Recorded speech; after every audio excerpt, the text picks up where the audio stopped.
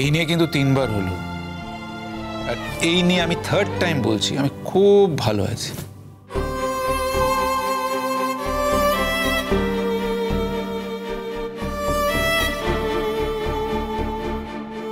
কি দেখছো? না, সত্যি ভালো আছে কিনা বোঝার চেষ্টা করছি। শোনো, সিম্পল ইকুয়েশন, তুমি ভালো থাকলে আমি ভালো থাকি, তুমি চোখের জল ফেললে আমি খারাপ থাকি। কোথায়? এখন তো আমি কাঁদছি না। সেই কারণে এখন আমি ভালো আছি। এখানে তো ডাক্তারের সাথে অ্যাপয়েন্টমেন্ট করা হয়েছে, কিন্তু ডিঙ্কা বলছিল জানো তো যে কেন আমরা বিদেশ যাচ্ছি না, মানে কেন আমি তোমাকে নিয়ে যাচ্ছি না, জানতে চাইছিল। আর সত্যি বলতে কি আমিও তাই ভাবছিলাম, কেন যাচ্ছি না আমরা। যাবে? একদম যাব, আমি তো যেতে চাই। তোমার এই সাময়িক অসুস্থতাটা কেটে উঠুক, তারপরেই তোমাকে নিয়ে আমি ইউকে যেতে চাই। এই আমারও না তোমাকে নিয়ে ওদেশে যাওয়ার ইচ্ছে আছে, ইনফ্যাক্ট দরকার আছে। কারণ তোমাকে ওখানকার অফিসগুলোতে নিয়ে যেতে হবে, স্টাফদের সাথে ইন্ট্রোডিউস করিয়ে দিতে হবে, কিছু অফিসিয়াল ডকুমেন্টস আছে সই করতে হবে, ট্রান্সফার করতে হবে। একবার গেলে মন্দ হয় না। নাইবা আমরা সমুদ্রের পাড় ধরে হাঁটলাম বা জঙ্গলের মধ্যে দিয়ে হাঁটলাম, নাইবা আমরা পাহাড় চড়ে গিয়ে মন্দিরের ঘন্টার ধ্বনি শুনলাম। কিন্তু লন্ডনে তোমার বাড়িতে তোমার পা পড়বে, এটাই বা কম কি বলো? আমি এখন ওসব কিছু ভাবছি না। আমি কিন্তু সারাদিন এটাই ভাবি, যার জন্য এত কষ্ট করে ঘর সাজালাম সেই যদি একবার না দেখে তাহলে মনটা ভালো থাকে বলো? আমি যাব, তোমার চিকিৎসার জন্য যাব। হ্যাঁ, কিন্তু এই সুবাদে তোমার বাড়িতে তোমার পা পড়বে। তুমি ঠিক করো না কবে যাব। তুমি ঠিক করো, তোমার সব কাজকর্ম সেরে তুমি বলো কোন ডেটে যাবে। তবে হ্যাঁ, যাবার আগে অনলাইনে ভিসা অ্যাপ্লিকেশন করে দিতে হবে। আমি এক কাজ করছি, শোনো, আজকেই অ্যাপ্লিকেশনটা করে দিচ্ছি, ভিসাটা চলে আসুক, তারপর তুমি তোমার মতো করে তোমার সুবিধা অনুযায়ী যাবে। হ্যাঁ, ওই এখানকার ডাক্তারের সাথে একটু কথা বলিনি, মানে এখন যে তোমার অসুবিধাগুলো হচ্ছে সেগুলো নিয়ে আলোচনা করিনি। উনি বললে তারপরেই আমরা যাব। That would be better. তাই হোক তাহলে। ডিঙ্কা তো অ্যাপয়েন্টমেন্ট করবে আজকে, কখন সময় দেবেন আমি জানি না, তবে এমন হতে পারে যে বিকেলের দিকে কিন্তু আমাদের যেতে হবে। আমি তো না বলিনি, আমি তো বলিনি যে ডাক্তার দেখাবো না বা চিকিৎসা করাবো না। ইনফ্যাক্ট আমি বারবার এটাই বলছি, যেখানে যা যা সুব্যবস্থা আছে চিকিৎসার আমি সব কটা নেব। আমি বাঁচতে চাই, আর এখন তো বড্ড বেশি করে বাঁচতে চাই। এটা কেন তোমাকে বিশ্বাস করাতে পারছি না আমি?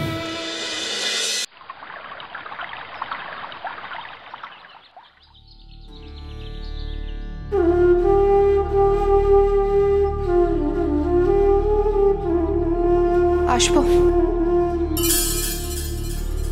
হ্যাঁ, এসো।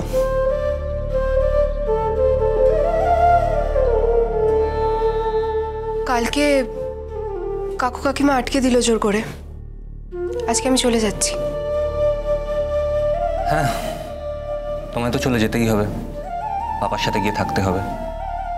তোমার পাপা তো আবার একা থাকতে পারেন না। ঠিক আছে, এসো। আমি হয়তো এখানে আর আসবো না। ও ও মানে আমি এখানে আর চেম্বার করব না, শুধু কলকাতাতেই চেম্বার করব। ন্যাচারালি এখানে আসার প্রয়োজন যখন ফুরিয়ে গেছে, তখন চেম্বারটাই বা এখানে করবে কেন? তোমার আমার সঙ্গে যোগাযোগটা ছিল বলেই তুমি এখানে চেম্বারটা খুলেছিলে। এখানকার মানুষদের দুর্গতির কথা ভেবে তুমি যদি চেম্বারটা খুলতে, তাহলে এত সহজে চলে যাবার কথাটা বলতে পারতে না। আমি তো এখানে চিরকাল থাকবো বলে আসিনি। হ্যাঁ, সে তো বটেই, সেটা নিয়ে আমার কোনো সংশয় নেই। বেশ, আমি চলে যাচ্ছি, তুমি এবার শান্তিতে থাকো। তুমি আমার শান্তির জন্য চলে যাচ্ছ বুঝি? কিন্তু তুমি এখানে থাকতে তো আমার শান্তির কোনো অভাব হয়নি। আমি তো ভাবতাম আমি এসে তোমাকে জ্বালাই। আমাকে জ্বালানো অতটা সহজ নয় দিঠি। অদ্ভুত ব্যাপার, আমার সঙ্গে তোমার সম্পর্ক, আর সেই সম্পর্কটা কেটে যাচ্ছে আমার মায়ের জন্য। না দিঠি, তোমার মায়ের জন্য নয়। যদি আমাদের সম্পর্কটা কোথাও নষ্ট হয়ে গিয়ে থাকে, সেটা তোমার মানসিকতার জন্য। আমার মানসিকতা আমার কাছে থাক ঐতিহ্য, তা বলে আমি যেটা মেনে নিতে পারি না সেটা আমি জোর করে মেনে নিতে পারবো না। তুমি যদি সত্যি আমায় ভালোবাসতে, তাহলে হয়তো আমার কথাটা শুনতে। ভালোবাসলেই সব কথা শোনা যায়? আমি তো তোমাকে ভালোবাসি, তুমি আমার সব কথা শোনো?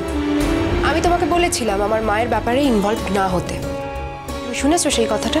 আমি তো ইনভলভ হইনি। আমাকে একদিনের জন্য ইনভাইট করা হয়েছিল, তাই আমি গেছিলাম। তারপরে আমি কোনো যোগাযোগও করিনি, কোনো খোঁজ খবরও রাখিনি, কোনো ফোনও করিনি। তাহলে সেই মানুষটার জন্য তুমি আমার সাথে কেন সম্পর্ক নষ্ট করছো?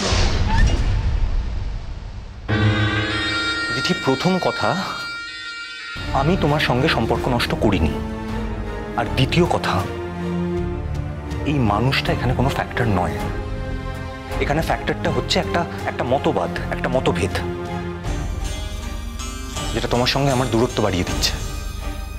দিঠি, আমি একটাই কথা বলতে চাইছি, কোনো স্বার্থপর মেয়েকে আমি আমার জীবনসঙ্গী করতে পারবো না। তোমার কেন মনে হচ্ছে আমি স্বার্থপর? আমার তো আমার পাপার জন্য কষ্ট হচ্ছে, তুমি কেন সেটার দাম দিতে পারছো না?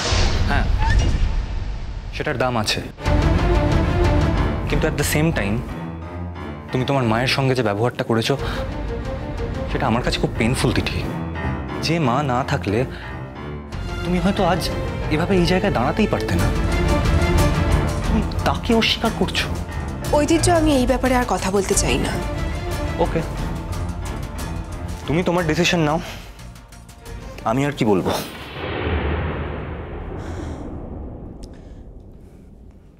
তোমার তো এর মধ্যেই পরীক্ষা। হ্যাঁ, কাল। তো কলকাতাতেই সিট পড়েছে তো? হ্যাঁ। একবার বললে না আমায় কোথায় সিট পড়েছে? তুমি তো জানতে চাওনি। বাহ, আমি জানতে চাইনি তাই তুমি আমাকে বলবে না কোথায় সিট পড়েছে? না, আমার মনে হলো তোমার কোনো আগ্রহ নেই, তাই তোমায় জানাইনি। আমার আগ্রহ নেই? আমি কিন্তু একদিন তোমাকে বইপত্র কিনে দিয়েছিলাম, কিনে। হ্যাঁ জানি, আমি অকৃতজ্ঞ নই, সেটা আমার মনে আছে। আর সেই জন্য যদি তোমাকে এটা জানানোটা ম্যান্ডেটরি হয়ে থাকে, তাহলে আমার ভুল হয়েছে। I am sorry. তুমি আমার মুখে কথা বসাও কেন সব সময়? আমি তো তোমার মুখে কথা বসাইনি। এই তো তুমি এক্ষুনি নিজেই বললে যে তুমি আমাকে সব বইপত্র কিনে দিয়েছিলে। আর হ্যাঁ, সত্যিই তো, তুমি তো আমাকে এইদিকে উদ্বুদ্ধ করেছো। কিন্তু এখন আমি কি ভাবছি বলো তো, আমি তো গাড়িটা চালালেই পারতাম। কি দরকার ছিল এসবের? তুমি যখন আমার জীবনে থাকছো না, তখন আমি তোমার জীবনে থাকছি না নয়, তুমি আমাকে তোমার জীবন থেকে বার করে দিচ্ছ। তাই এতটা ক্ষমতা আমার? তুমি তো কথায় কথায় আমাকে বলো যে আমার মতো স্বার্থপর মেয়ের সাথে তুমি থাকবে না। দিদি, আমি আমার লিমিটেশনটা বুঝি। আমি কোনো স্বার্থপর মেয়ের সঙ্গে আমার জীবনটা কাটাতে পারবো না, এটা আগে থেকে বলে দেওয়াটা বেটার না? বিয়ের পর যখন প্রতিদিন এই জিনিসটা নিয়ে অশান্তি হবে, তখন তুমি বলবে আগে থেকে বলনি কেন। তাই এখন বলে দিচ্ছি। তার মানে তো তুমি আমাকে স্বার্থপর হিসেবে স্ট্যাম্প করে দিয়েছো? হ্যাঁ, কোনো কোনো ক্ষেত্রে তুমি স্বার্থপর। ও আচ্ছা, তা তোমার কি মনে হয় আমি তোমার ক্ষেত্রে বা তোমার পরিবারের ক্ষেত্রে কোন বিষয়ে স্বার্থপরতা দেখিয়েছি? সেটা বড় কথা নয় দিঠি। আর না, তুমি দেখাওনি, কিন্তু নিজের মায়ের ক্ষেত্রে তুমি যে স্বার্থপরতাটা দেখিয়েছো, সেটা আমি বলতে পারি না দিঠি। তুমি নিজের মায়ের ক্ষেত্রে যদি এতটা স্বার্থপর হতে পারো, তাহলে একদিন আমাকেও এই স্বার্থপরতাটা দেখতে হবে। তখন আমি সহ্য করতে পারবো না। ওকে, ইয়োর ডিসিশন। আমি তোমাকে আর কোনো ব্যাপারে কোনো জোর করব না। আসছি। দিঠি,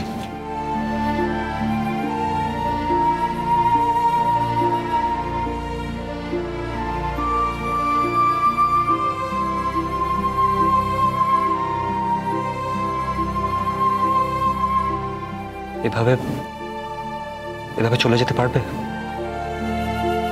চলে তো আমাকে যেতেই হবে আজকে। তো আমায় আটকাওনি ঐতিহ্য। তিথি, তোমাকে আটকানোর ক্ষমতা কি আমার আছে? আর কি দিয়েই বা আটকাবো? তুমি জানো তোমার ক্ষমতা আছে, তোমারই একমাত্র জোরটা আছে, জোরটা তুমি প্রয়োগ করছো না, সেটা তোমার ব্যাপার। না দিঠি, আমার আমার সংকোচ হয়। সত্যি তো, আমি কি তোমার যোগ্য? আচ্ছা, এখন এই কথাগুলো বলছো? মাঝে মাঝে মনে হয় তোমার সাথে আর ঝগড়া করব না, কিন্তু দিঠি আমি তোমার সাথে যতই ঝগড়া করি না কেন, আমি কিন্তু তোমায় খুব মিসও করি। সেই জন্যই তো একটা ফোন করনি। সে তো অভিমানে। সেই অভিমান তো তোমার একার কেনা, আমার তো নেই। সেটা আমি কখন বললাম? সেটা না হলে একবার অন্তত ফোন করতে। তুমিও তো আমায় ফোন করোনি।